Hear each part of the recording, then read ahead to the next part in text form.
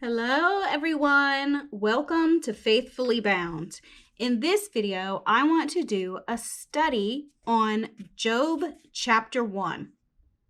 We will be Bible journaling, but it's going to be our notes from the study that we're using to Bible journal with. I went ahead and prepared a study, and I'm going to use this to go on with my notes, and this study will be available for you in the description below this video.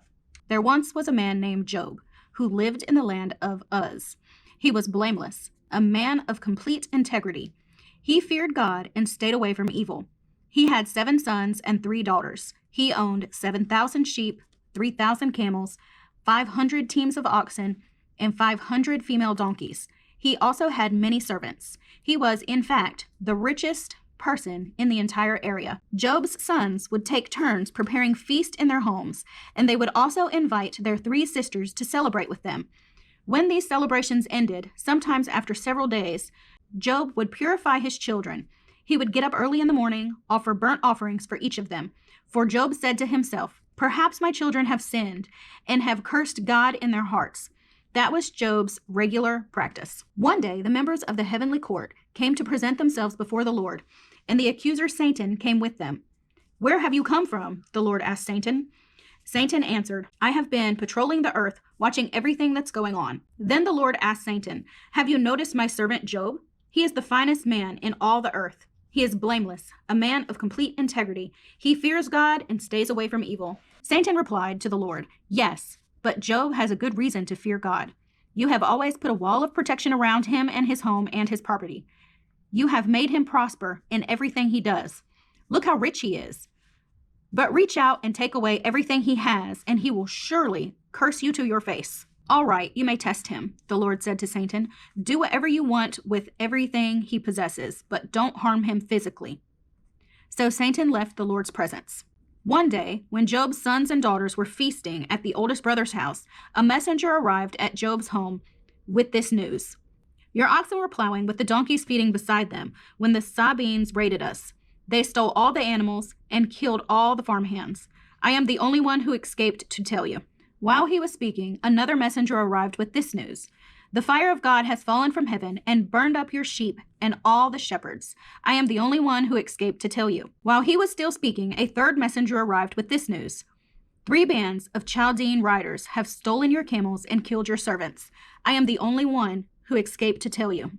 While he was still speaking, another messenger arrived with this news. "Your sons and daughters were feasting in their oldest brother's home. Suddenly, a powerful wind swept in from the wilderness, and it hit the house on all sides. The house collapsed, and all your children are dead. I am the only one who escaped to tell you."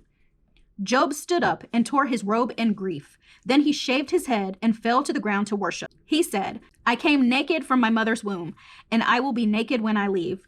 The Lord gave me what I had, and the Lord has taken it away. Praise the name of the Lord." In all of this, Job did not sin by blaming God. In the opening verses of Job chapter 1, we are introduced to Job, a man who lived in the land of Uz. The narrative describes him as blameless, upright, fearing God, and turning away from evil. Job 1:1. Job is presented as a wealthy man with a large family, significant livestock, and a prosperous life. Job 1:2-3. The divine counsel. The chapter shifts to a scene in the heavenly realm where the sons of God came to present themselves before the Lord, and Satan also came among them. Job 1:6. This council reflects a similar setting found in other parts of the Old Testament, such as 1 Kings 22:19-23 and Psalm 82.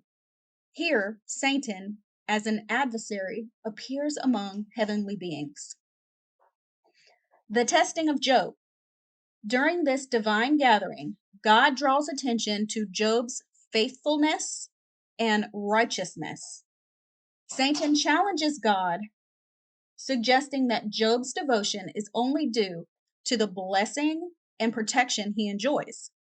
God then permits Satan to test Job's faith, with restriction that Satan cannot harm Job himself. Job 1:8-12. The calamities befall Job. Tragically, in a rapid sequence of events, Job experiences a series of calamities. He loses his livestock to raiders and natural disasters, and his children perish in a catastrophic event. Job 1:13 through 19. Job's response. In the face of this devastating loss, Job responds with remarkable faith and submission, saying, Lord gave, and the Lord has taken away. Blessed be the name of the Lord. Job 1:21. Implications and reflection. Job chapter 1 raises profound questions about the nature of suffering, the sovereignty of God, and the resilience of faith.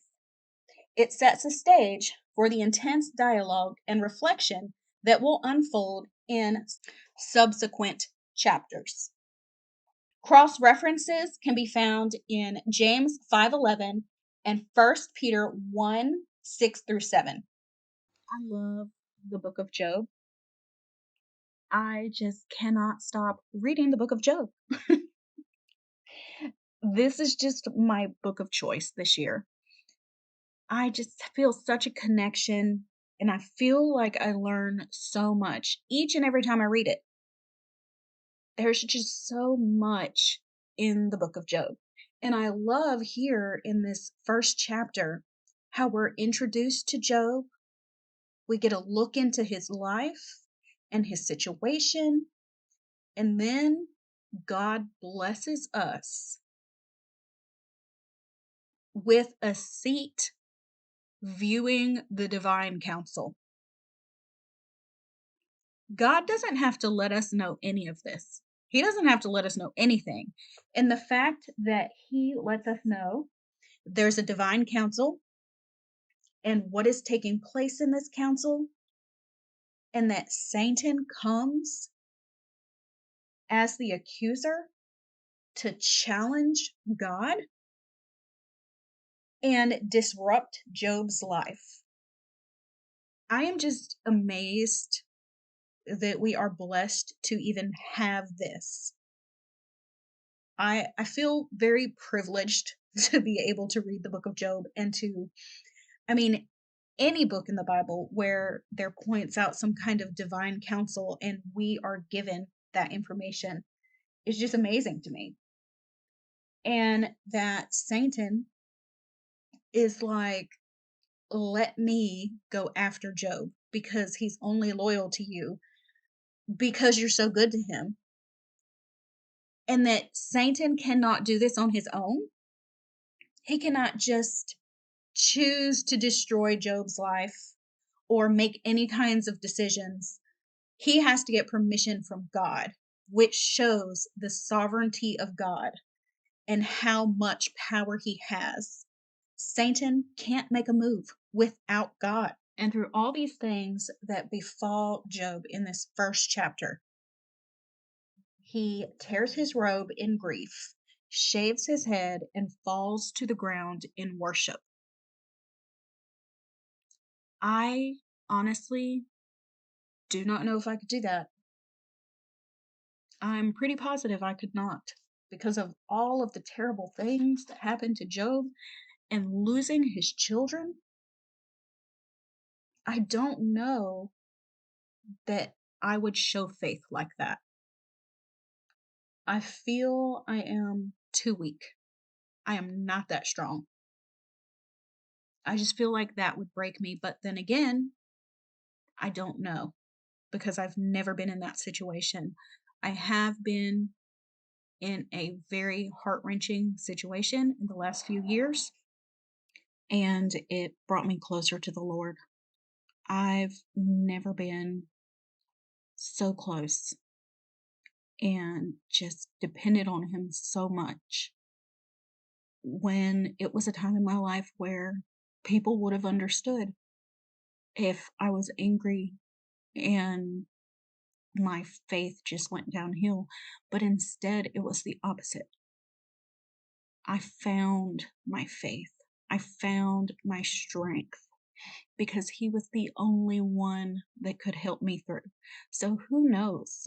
When you're in these deep, dark situations, you just don't know until it happens how strong your faith is going to be. I hope that you come back and join me for the study of Job chapter 2. Here is a look at what it looks like in my Bible. I used my journaling Bible to take my Bible study notes so that every time I come back and read Job in this Bible, I can look at these notes and I can see how much I've grown over the past several years by going back and looking over this again and again. If you have not subscribed to the channel yet, please do so that we can help each other grow in our faith and our walk with God. I love you guys, and I hope to see you next time. Bye, y'all.